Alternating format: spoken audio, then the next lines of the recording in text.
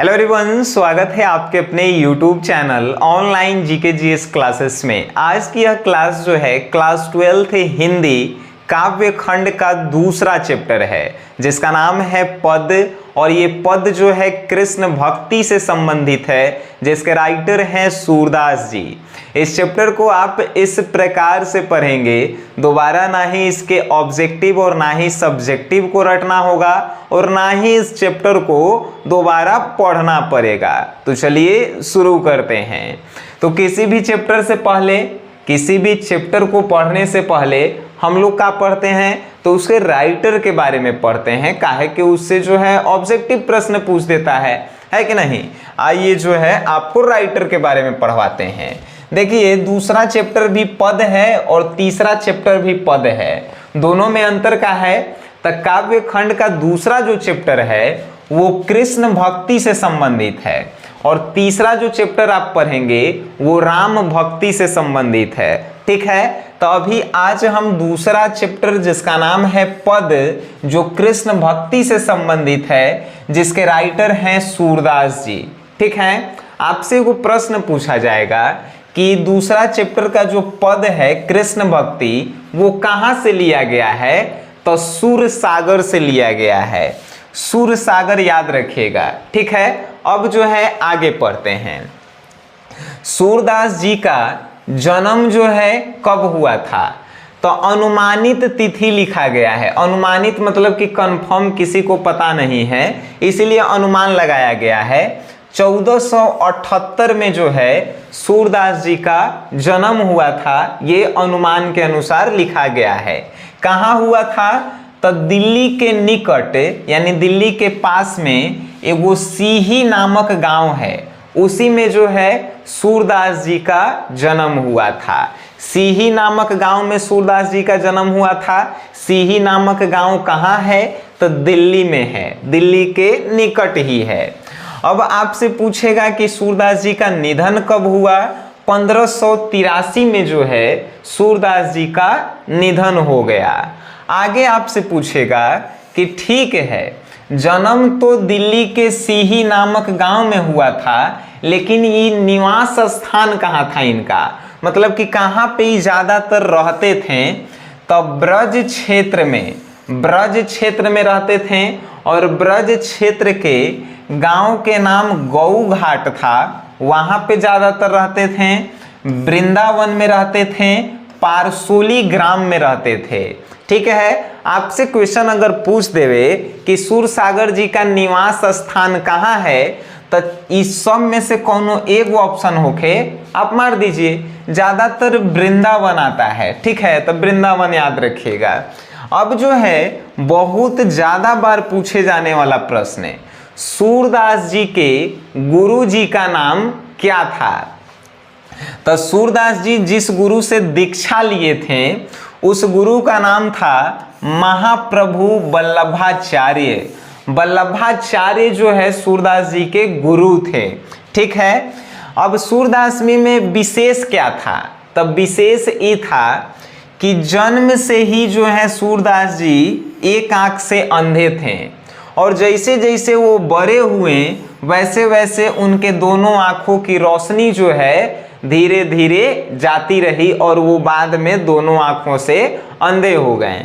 ठीक है, इनकी दीक्षा काल कब तक रही, मतलब कि जो गुरु से दीक्षा लिए वो कब से कब तक, तो 1509 से 1510 के बीच में जो है इन्होंने दीक्षा ग्रहण किया। ठीक है, अब इनकी कृतियां कौन कौन सी है, इनकी कृतियां जो है आइए जानते हैं। एक और प्रश्न पूछेगा कि वल्लभाचार्य को जो है किस चीज में ज़्यादा मन लगता था, तो सत्संग करने में मन लगता था, पर्यटन मीन्स घूमने में मन लगता था और कृष्ण भक्ति में जो है उन्हें काफ़ी ज़्यादा मन लगता था।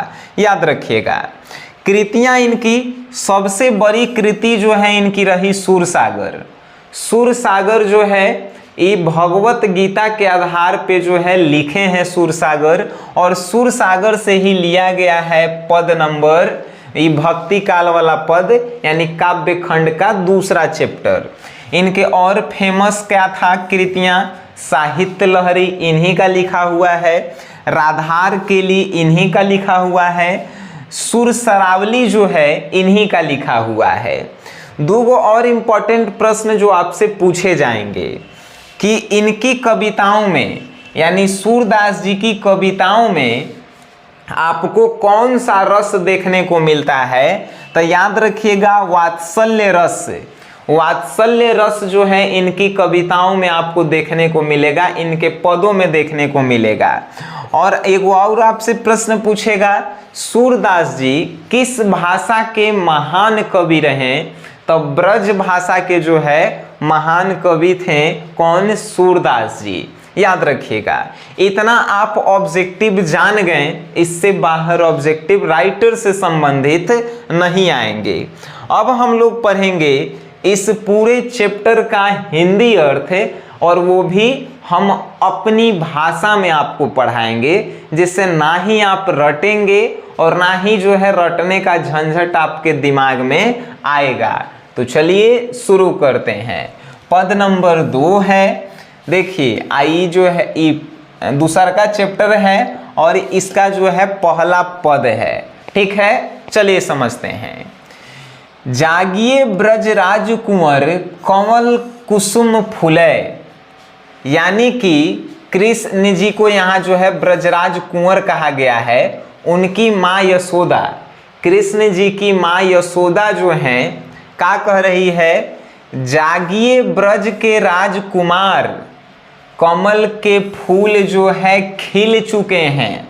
ठीक है, अब आगे कुमुद वृंद संकुचित भये भृंगलता भूले, यानी कुमुद वृंद कहने का मतलब जो रात में फूल खिलते हैं, तो रात में फूल जो खिलने वाले होते हैं वो फूल जो है अब संकुचित हो चुके हैं। संकुचित मतलब कि सिकुड़ चुके हैं। भृंग लता भय, और जो लताएं रात में चढ़ती है वो लताएं अब भ्रमित हो गई है, मतलब अपना रास्ता जो है भटक गई है। देखिएगा आपके घर में अगर लौका के या किसी चीज़ का लत्ता चढ़ल होगा झोपड़ी पे या छत पे, तो आप सुबह में देखिए, जब आप देखेंगे दिन में तो छोटा रहता है, रात में कुछ और आगे बढ़ जाता है कि नहीं। तो वैसा ही कहल जा रहा है। पहला लाइन के अर्थ आप समझ गए, जागिए ब्रज के राजकुमार सुबह हो चुका है, कमल के फूल खिल चुके हैं, कुमुद वृंद संकुचित भय, रात में खिलने वाले फूल जो है सिकुड़ चुके हैं, भृंग लता भूले, और लता जो चढ़ती है वो अपनी रास्ता भटक चुकी है, तमचुर खगरोर सुनहु बोलत बनराई, जो मुर्गा होता है सुबह में बोलने वाला, वो मुर्गा जो है एकदम जोर जोर से बोल रहा है। सुबह में देखिएगा गांव में मुर्गा बोलता है तो आदमी उठ जाता है कि सवेर हो गया है। तो तमचुर खगरोर सुनहु बोलत बनराई, यानी मुर्गा जो है जोर से बोल रहा है। राभति गो गरिकनी में बछड़ा हितधाई, और गरिकनी मतलब कि होता है गौशाला, तो गौशाला से गो मतलब कि गाय, गौशाला से गाय जो है निकलने के लिए बेचैन है, आतुर हो चुके हैं। बछड़ा हितधाई, अपने बछड़ा को दूध पिलाने के लिए। ठीक है, विधु मलिन रवि प्रकाश, रात में जो चांद उगता है उसका प्रकाश मलिन पड़ चुका है, फीका हो चुका है। सूर्य का प्रकाश जो है निकल चुका है, रवि मतलब सूर्य होता है, सूर्य का प्रकाश निकल चुका है।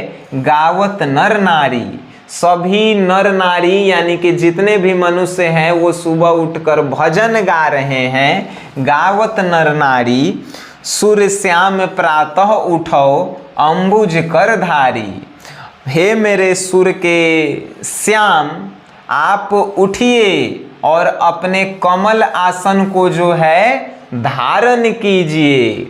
अब आप समझ गए होंगे, अब जो है आप मेरी भाषा में इसे समझिए। सुबह उठाते हुए कृष्ण जी को उनकी माँ कह रही है कि उठिए ब्रज के राजकुमार, सुबह हो चुकी है, सब फूल खिल चुके हैं, रात में खिलने वाले फूल मुरझा चुके हैं, लताएं अपनी जो है रास्ता भूल चुकी है, मुर्गा जोर जोर से बोल रहा है, गाय जो है गौशालाओं से निकलने के लिए बेचैन है अपने बछड़ा को दूध पिलाने के लिए, चांद रोशनी जो है फीका पड़ चुका है, सूर्य का प्रकाश निकल चुका है, सभी नर नारी जो है भजन गा रहे हैं, उठिए मेरे सुर के श्याम, आप उठिए और अपना कमल आसन धारण कीजिए। यही जो है इसका अर्थ था। अगर आपसे कहल जाए कि पद दूसर काव्य खंड के दूसरे पद का जो दूसरा चैप्टर है उसके पहले पद का संपूर्ण व्याख्या करें तो आप संपूर्ण व्याख्या कर सकते हैं, है कि नहीं। व्याख्या करने से पहले 2 लाइन पहले हमने के क्या लिखते हैं, प्रस्तुत पंक्तियां सूरदास जी द्वारा रचित महाकाव्य सुर सागर से लिया गया है, जिसमें कवि कहते हैं कि जो हमने अर्थ बताया वो लिख देना है कि नहीं। इसके नोट्स जो हैं आपको कहाँ पे मिलेंगे, तो SGS क्लासेस जो आपका अपना ऐप है, इस ऐप को जैसे ही आप फोन में डाउनलोड करेंगे, हिंदी का जितना भी जो है आपका क्लास छूट गया है उस सभी का क्लास का जो है recorded video, PDF notes, objective subjective, test series, उसके बाद बहुत सारे कुछ उसमें हैं, आपको मिल जाएंगे मात्र 199 रुपीस में। ठीक है, आप इंटरेस्टेड हैं इसको जरूर खरीदिएगा। और हमारा जो है मन के अंदर एगो बात बहुत दिन से चल रहा है, 199 रुपया आपके जीवन के लिए कुछ भी नहीं है। अगर 199 रुपया दे के आपका 100 नंबर हिंदी में आ जाए तो कोनो दिक्कत वाला बात नहीं है कि नहीं। चलिए प्रचार के बात हो जाए तो पढ़ाई के बात करल जाए। अब जो है हम लोग दूसरका जो है पद में आएंगे। दूसरका पद में जो है चलिए हम लोग समझते हैं, जेवत श्याम नंद की कन्या। ये दूसरका पद में बताया गया है कि कृष्ण जी अपने पिताजी के गोद में बैठकर भोजन कैसे कर रहे हैं, उसी के बारे में बताया गया है। ठीक है, तो जेवत श्याम नंद की कन्या, यानी जिस प्रकार कृष्ण जी अपने नंद बाबा की गोद में बैठे हुए हैं, कछुक खात कछु धरनी गिरावत, छवि निरखती नंद रनिया। यानी कि जिस प्रकार कृष्ण जी अपने नंद बाबा की गोद में बैठे हुए हैं, कन्या मीन्स गोद में बैठे हुए हैं और भोजन कर रहे हैं, तो कछुक खात कुछ खाते हैं, कछु धरनी गिरावत और कुछ जमीन पे गिराते हैं, छवि निरखती नंद रनिया। और जो कुछ खाते हैं और कुछ गिराते हैं, यह छवि मतलब कि यह दृश्य जो है काफी शोभनीय होता है। इतना शोभनीय कि निरखने लगते हैं कौन, नंद की रनिया। नंद की रनिया कौन है, यशोदा जी। ठीक है, तो कुछ खाते हैं कृष्ण जी, कुछ गिराते हैं। यह छवि इतनी जो है शोभनीय है कि यशोदा जी जो है देखते रह जाती है। ठीक है, बड़ा बेसन बहु भातनी व्यंजन विविध अगनिया। ठीक है, उनके भोजन में बड़ी है, बड़ा है बेसन का बना हुआ, बहु भातिनी बहुत सारा भात है, व्यंजन विविध प्रकार बहुत प्रकार के आइटम हैं। और वो सब आइटम जो हैं उनके आंगन में कृष्ण जी के सामने रख दिया गया है। और कृष्ण जी अपने पिताजी नंद बाबा के गोद में बैठ के खा रहे हैं, गिरा रहे हैं, है कि नहीं। डारत खात लेत अपने कर, रुचि मानत दही दुनिया। कह रहे हैं यहाँ पे लेखक कि वो जो है ढकारते हैं, खाते हैं अपने से लेकर जो है अपने हाथ से लेकर खाते हैं, ढकारते हैं, रुचि मानत दही दुनिया, और सबसे ज़्यादा जो है वो दही के दुनिया को पसंद करते हैं। दही के दुनिया कहे के मतलब कि दही वाला मटका, ठीक है, दही वाला मटका। तो यहाँ पे इसका अर्थ समझिए, डारत खात लेत अपने कर, रुचि मानत दही दुनिया। दही दुनिया में हाथ डाल के उसके बाद जो है अपने से निकाल के एकदम मुंह में लगा के खाते हैं मजा ले लेके, ठीक है। मिश्री दही माखन मिश्रित करी, और उसमें काची काची मिलाते हैं, मिश्री दही मक्खन। मिश्री दही माखन मिश्रित करी, मिश्री दही मक्खन मिश्रित मतलब कि मिला करके, मुख नावत छवि धनिया, अपने मुख में नाते हैं। और यह छवि जो है इतनी शोभनीय है, जब वो मिश्री दही और उसके बाद जो है मक्खन मिला करके अपने मुंह में डालते हैं, तो इतना सुंदर शोभनीय दृश्य बनता है कि उनकी माँ यशोदा जी जो है देखते रह जाती हैं, ठीक है। आपुन खात नंद मुख नावत, अपने भी खाते हैं कृष्ण जी और अपने पिताजी के मुख में भी नाते हैं, नंद बाबा के मुख में भी नाते हैं। मतलब अपने खाते हैं और जिनकर गोद में बैठल है अपने पिताजी नंद बाबा, उन्हीं को भी जो है खिलाते हैं। सो छवि कहत ना बनिया, और अपने खाते हैं नंद बाबा को भी खिलाते हैं। यह दृश्य इतना शोभनीय है कि इसके बारे में जो है आप व्याख्या नहीं कर सकते हैं। कहत ना बनिया, कुछ कहने में ही नहीं बन रहा है कि क्या कहा जाए, इतना सुंदर दृश्य है। जो रस नंद जसोदा बिलसत सो नहीं तिहु भुवनिया, और जो आनंद नंद बाबा और यशोदा जी को आ रहा है, कृष्ण जी को खाते हुए जब देख रहे हैं नंद बाबा और यशोदा जी, तो इतना आनंद उन्हें आ रहा है। सो नहीं तिहु भुवनिया, जो तीनों लोक में कहीं भी दृश्य देखने को नहीं मिलेगा।